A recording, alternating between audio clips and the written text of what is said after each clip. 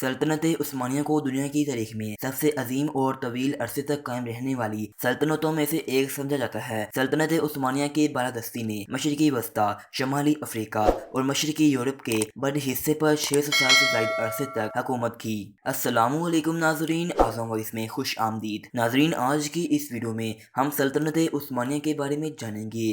Anatolia شہر میں ترک قبائل کے رہنما عثمان اول نے 1299 عیسوی میں سلطنت عثمانیہ کی بنیاد رکھی۔ لفظ عثمانی بانی کے نام سے لیا گیا ہے۔ عثمانی ترکوں نے خود کو ایک سرکاری حکومت تشکیل دی اور عثمان اول، مراد اول، اورہان اور بایزید اول کی بہادر قیادت میں اپنے دائرہ کار کو بڑھانا شروع کیا۔ اس طرح سلطنت عثمانیہ کی میراث کا آغاز ہوا۔ سن 1453 عیسوی میں فاتح محمود دوم نے عثمانی ترکوں کی فوج کے ساتھ حملہ کو آگے بڑھایا اور قدیم شہر قسطنطنیہ پر قبضہ کر لیا، جسے اس وقت بازنطینی سلطنت کا دارالحکومت کہا جاتا تھا۔ محمد ثانی کی اس فتح نے 1453 عیسوی میں قسطنطنیہ کا زوال شروع کیا۔ یوں بازنطینی 1000 سالہ دور حکومت ختم ہوا اور یوں بازنطینی سلطنت کی شہرت کا خاتمہ ہوا۔ 1517 عیسوی تک بایزید کے بیٹے سلیم اول نے حملہ کیا اور عرب، شام، فلسطین اور مصر کو سلطنت عثمانیہ کے کنٹرول میں لے آیا۔ سلطنت عثمانیہ کی حکمرانی 1520 عیسوی سے 1566 عیسوی کے درمیان اپنے عروج کو پہنچی، جو عظیم عثمانی حکمران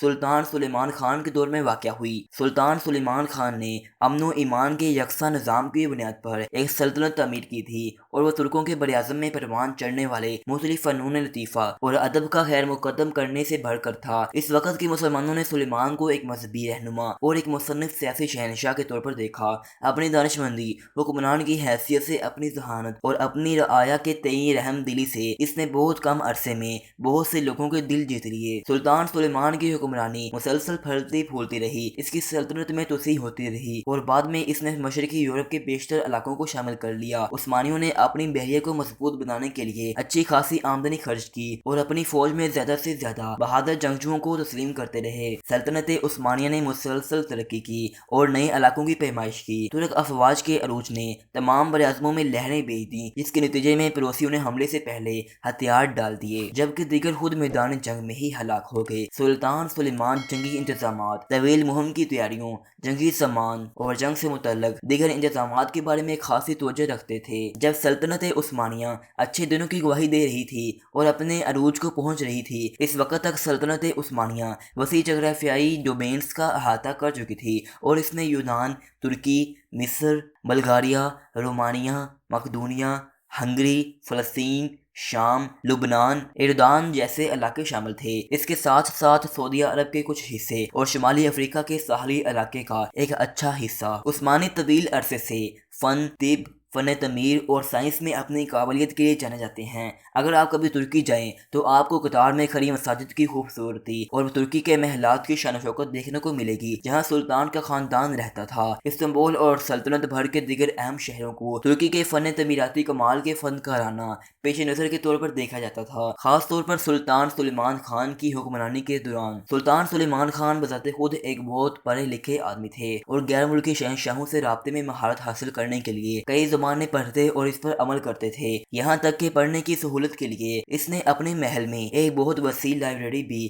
نصب کر رکھی تھی۔ سلطان کے والد اور وہ خود شاعری کے پرجوش چاہنے والے تھے اور یہاں تک کہ اپنے پیارے سلطانوں کے لیے محبت کی نظمیں بھی لکھتے تھے۔ عثمانی فن تعمیر ترکوں کی شان و شوکت کا ایک اور نمونہ تھا۔ مساجد اور محلوں کی دیواروں پر پائے جانے والے صاف اور نازک نقش و نگار اور خطاطی نے اس ثقافت کی وضاحت میں مدد کی جو اس زمانے میں پروان چڑھی تھی۔ عظیم الشان مساجد اور عوامی عمارات سلطان سلیمان کے دور میں بہت زیادہ تعمیر کی گئیں۔ اس وقت سائنس کو مطالعہ کا ایک لازمی حصہ سمجھا جاتا تھا۔ تاریخ بتاتی ہے کہ عثمانی فلکیات، فلسفہ، ریاضی، طبیعیات، کیمسٹری اور یہاں تک کہ جغرافیہ کے اعلیٰ درجے کو دریافت کرتے اور تبلیغ کرتے تھے۔ اس کے علاوہ عثمانیوں نے طب میں شاندار کارنامے سر انجام دیے۔ جنگ کے دوران میڈیکل سائنس اس مرحلے تک نہیں پہنچی تھی جہاں زخمیوں کو آسان اور پریشانی سے پاک علاج فراہم کیا جا سکے۔ بعد میں عثمانیوں نے سرجیکل آلات ایجاد کیے جو گہرے زخموں پر کامیاب آپریشن کرنے کے قابل تھے۔ انہوں نے زخمیوں کے علاج کے لیے بہت سے اوزار دریافت کیے۔ ناظرین، اب بات کرتے ہیں سلطنت عثمانیہ کے زوال کی۔ 1600 ء کی دہائی کے آغاز میں عثمانی سلطنت یورپ میں فوجی اور اقتصادی کمان کے لحاظ سے بگڑتی گئی، جبکہ سلطنت کی طاقت میں کمی آنا شروع ہو گئی تھی۔ یورپ نے نشاط ثانیہ کی آمد اور صنعتی انقلاب سے ہونے والے نقصانات کی بحالی کے ساتھ تیزی سے طاقت حاصل کرنا شروع کر دی تھی۔ تسلسل کے ساتھ سلطنت عثمانیہ نے بھی ہندوستان اور یورپ کی تجارتی پالیسیوں کے ساتھ مسابقت میں کمزور قیادت کا مشاہدہ کیا۔ اس طرح سلطنت عثمانیہ اپنے زوال کا باعث بنی۔ یکے بعد دیگر واقعات رونما ہوتے رہے۔ 1683 میں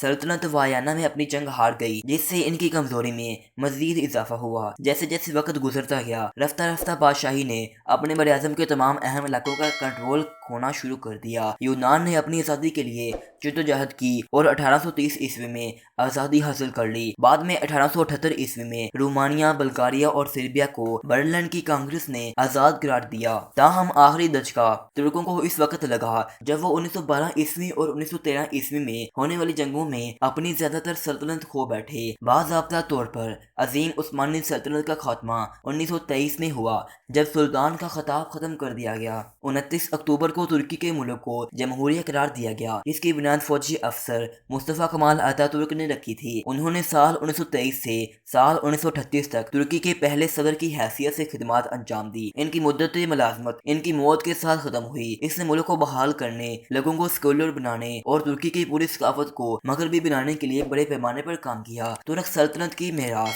600 طویل سال تک جاری رہی۔ آج تک انہیں ان کے تنوع، ان کی ناقابل شکست فوجی طاقت، ان کی فنکارانہ کوششوں، ان کی تعمیراتی صلاحیتوں اور ان کے مذہبی کاموں کے لیے یاد کیا جاتا ہے۔ ناظرین، آپ کو ہماری آج کی ویڈیو کیسے لگی؟ اپنی قیمتی رائے کا اظہار کمنٹ سیکشن میں ضرور کیجیے گا۔ اپنا خیال رکھیے گا۔ اللہ حافظ۔